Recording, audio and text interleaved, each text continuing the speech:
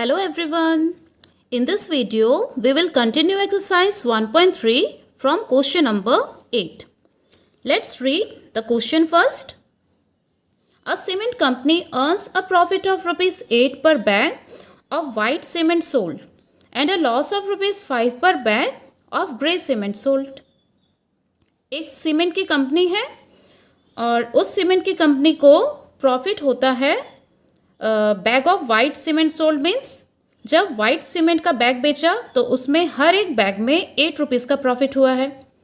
And bag of grey cement sold, जब grey cement का bag बेचा गया तो हर एक बैग में ₹5 का लॉस भी हुआ है.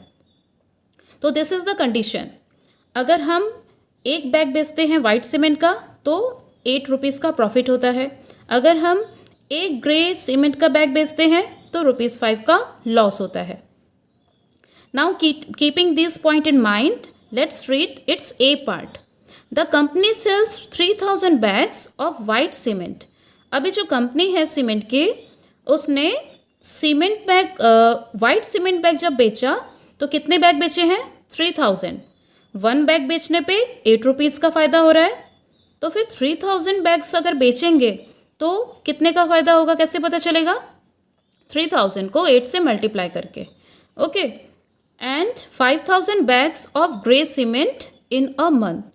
और ग्रे सीमेंट के कितने बैग बेचे हैं 5000. 1 बैग अगर बेचते हैं ग्रे सीमेंट का तो 5 रुपीज़ का लॉस हुआ था. तो अगर 1 बैग में 5 रुपीज़ का लॉस हुआ है तो 5000 बैग्स में कितना लॉस हो जाएगा. 5000 को 5 से मल्टीप्लाई करके हमें पता चल सकता है. Now what is its profit और लॉस. हमें फाइनली ये पता लगाना है कि इस सीमेंट कंपनी को प्रॉफिट होगा फाइनली या फिर लॉस होगा. Let's see now. Profit on 1 bag of white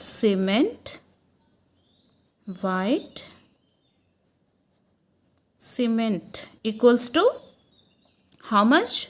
₹8. Now profit on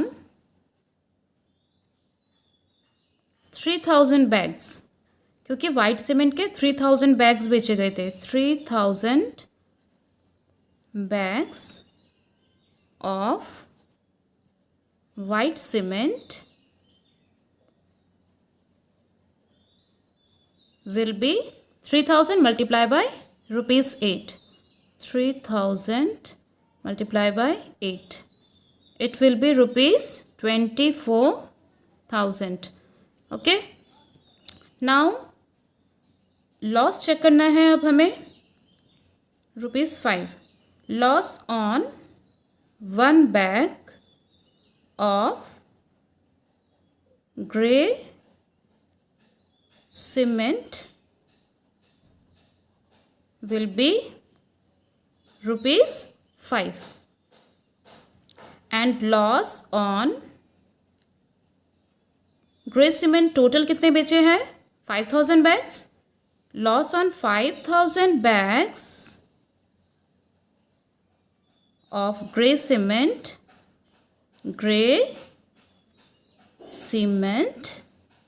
equals to 5000 will be multiplied by this 5 and it will be ₹25,000. Compare करके देखिए दोनों को. This is 24,000 and this is 25,000. जितना profit हुआ है उससे ज़्यादा लॉस हो रहा है यहाँ पे. So finally we can say that therefore there will be loss. If you compare both the numbers, profit earned is ₹24,000, loss incurred is ₹25,000. Loss is more. So finally it will be loss. How much loss? हमें लिखना पड़ेगा 24,000 plus loss को हम negative sign से show करेंगे. So it will be -25,000 equals to now open the bracket 24,000 plus minus minus 25,000 equals to how much it will be? Plus minus minus करना पड़ेगा. 25,000 से 24,000 माइनस करेंगे. It will be how much? Only 1,000 rupees. And here we have to put minus sign. क्योंकि 25,000 24,000 से बड़ा है और हमें बड़े का ही साइन यूज़ करना पड़ता है. तो इस सीमेंट कंपनी को लॉस हुआ है ₹1,000 का. Clear? Now the B part. What is the number of white cement bags it must sells to have neither profit nor loss. If the number of grey bags sold is 6,400 bags. यहाँ पे पूछा गया है what is the number of white cement bags it must sells. अभी ये company जो है cement company white cement bag कितने सारे बेचेगी? To have neither profit nor loss, ताकि कंपनी को प्रॉफिट भी ना हो और लॉस भी ना हो. If the number of grey bags sold is 6,400 bags. यहाँ पे अगर वो कंपनी 6,400 ग्रे सीमेंट बैग्स अगर वो बेचती है सीमेंट के, तो यहाँ पे इस इंफॉर्मेशन से सबसे पहले हम निकाल लेंगे कि ग्रे सीमेंट बैग में एक बैग बेचने से कितना लॉस हुआ था? 5 रुपीज़ का. अगर एक बैग में 5 रुपीज़ का लॉस हुआ है तो फिर 6,400 बैग्स में कितना लॉस होगा? We have to multiply this with 5. So let's start now. Loss on 6,400 gray cement bags equals to, you have to multiply 6,400 with 5 and it will be how much? इसको solve करके देखते हैं. 6,400, you can write 5 here also. 5 4s are 20, 6 5s are 30 and 2 32. फिर ये 2 0 हम यहाँ पे लगा सकते हैं. सो 32,000. Loss of ₹32,000. अब हमें इतना पता चल गया है कि अगर 6,400 बैग्स अगर कंपनी बेचती है तो उसको लॉस होगा ₹32,000 का. और क्वेश्चन में बोला गया है कि उसको कोई प्रॉफिट भी नहीं चाहिए, कोई लॉस भी नहीं चाहिए. तो ऐसे केस में हमें इतना तो पता चल रहा है कि 32,000 रुपीज़ का अगर लॉस हो रहा है तो 32,000 रुपीज़ का प्रॉफिट भी होना चाहिए. दोनों ही तभी इक्वल होगा, ना तो प्रॉफिट होगा और ना ही लॉस होगा. So total profit will be same. Total profit, क्योंकि टोटल लॉस अगर 32,000 रुपीज़ का है तो टोटल प्रॉफिट भी 32,000 का ही होना चाहिए यहाँ पे. Clear? Now we have to find the number of white cement bags it must sell. अब वो कंपनी वाइट सीमेंट बैग कितने सेल करेगी? Let's see. Number of white cement bags sold equals to, जो टोटल प्रॉफिट है उसको numerator में लिखना पड़ेगा. टोटल प्रॉफिट डिवाइडेड बाय, किससे डिवाइड करना पड़ेगा हमें देखना है कि एक वाइट कलर का जो सीमेंट बैग है उसमें कितना प्रॉफिट हो रहा है. ₹8 का प्रॉफिट हो रहा है. So we can write here profit on 1 bag of white cement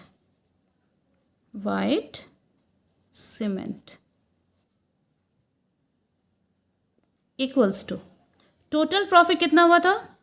32,000. यहाँ पे हमने देखा 32,000 का लॉस हो रहा है तो 32,000 का ही प्रॉफिट भी होना चाहिए. So we can write here 32,000 and profit on one bag. एक अगर बैग बेचते हैं वाइट सीमेंट का तो प्रॉफिट होता है 8 रुपीज़ का. We have to write here 8. अब आप इसको 32,000 को 8 से डिवाइड करेंगे. Read the table of 8. 8 4s are 32. So we can write 4 in place of 32 and 000. तो यहाँ पे हो रहा है no, this is 4,000 bags. Okay, क्योंकि हम ये निकाल रहे थे number of white cement bag sold. तो कितने वाइट सीमेंट बैग बेचेंगे? 4,000 वाइट सीमेंट बैग बेचेंगे. यहाँ पे क्वेश्चन में हमसे क्या पूछा गया था कि number of white cement bags it must sell to have neither profit nor loss. अब यहाँ पे अगर हम क्रॉस चेक करके देखें, कंपनी में उन्होंने सबसे पहले हमें दे दिया था कि ग्रे सीमेंट बैग जो हैं वो 6,400 बेच रहे हैं. तो 6,400 को हमने 5 से मल्टीप्लाई कर लिया था, क्योंकि एक बैग अगर बेच रहे हैं तो 5 रुपीज़ का लॉस हो रहा था. 6,400 बैग बेचेंगे तो 5 मल्टीप्लाई बाय 6,400 करना पड़ेगा और हमको मिल रहा है यहाँ पे ₹32,000. क्वेश्चन के अकॉर्डिंगली जितना प्रॉफिट है उतना ही लॉस होना चाहिए. तो 32,000 अगर यहाँ पे लॉस है तो 32,000 ही प्रॉफिट होगा. इसी 32,000 के हेल्प से हमने number of white cement bags भी निकाल लिए. एक बैग में कितना प्रॉफिट हो रहा था? एक बैग में 8 रुपीज़ का. तो टोटल प्रॉफिट को हमने 8 से डिवाइड कर लिया and we get number of white cement bags sold. How much it is? 4,000 bags. अब मैं अगर 4,000 बैग को 8 से मल्टीप्लाई करूँ, again I will get 32,000. Okay, clear? So finally we get 4,000 bags. This is the answer. Now question number 9, and this is the last question of this exercise. Let's read the question first. Replace the blank with an integer to make it a true statement. इस blank को हमें replace करना है एक integer से ताकि ये statement true हो जाए. सबसे पहले -3 multiply by dash equals to 27. यहाँ पे कुछ देर के लिए माइनस को नहीं देखेंगे, सिर्फ और सिर्फ दोनों नंबर्स को अगर हम देखें तो 3 को किस नंबर से मैं मल्टीप्लाई करूँ ताकि मुझे 27 मिल जाए. 3 का टेबल रीड करके पता लगा सकते हैं. Read the table of 3. 3 9s are how much? 3 9s are 27. Okay, अब हमें क्या करना है? हमें चेक करना है यहाँ पे 9 जो है ये प्लस में लिखना है या फिर माइनस में. ओके, क्योंकि यहाँ पे 27 पॉजिटिव में है. तो सबसे पहले 9 3 तो 27 हो गया. अब 3 के यहाँ पे नेगेटिव साइन है, यहाँ पे पॉजिटिव साइन है. माइनस प्लस क्या होता है? Minus plus minus. क्या 27 में माइनस है? नहीं है. तो हमें यहाँ पे इस 9 को नेगेटिव में रखना पड़ेगा. ओके, अब वापस से चेक करते हैं. Minus minus plus. रूल याद है? रूल क्या था?